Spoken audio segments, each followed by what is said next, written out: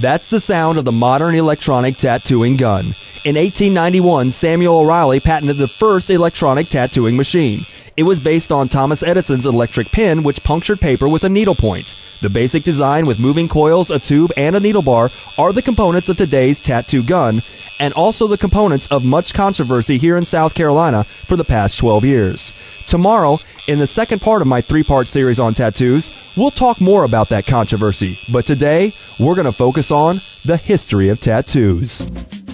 Tattoos are created by inserting colored materials beneath the skin surface. The first tattoos probably were created by accident. Someone had a small wound, rubbed it with a hand that was dirty with soot and ashes from the fire, and once the wound had healed, they saw that a mark had stayed permanently, and thus the tattoo was born.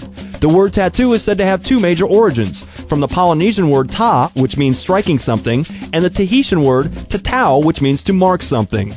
It's arguably claimed that tattooing has existed since 12,000 years BC. In recorded history, the earliest tattoos can be found in Egypt during the time of the construction of the Great Pyramids. When the Egyptians expanded their empire, the art of tattooing spread as well. The civilizations of Crete, Greece, Persia, and Arabia picked up and expanded the art form. In the West, early Britons used tattoos in ceremonies. The Danes, Norse, and Saxons tattooed family crests, a tradition still practiced today.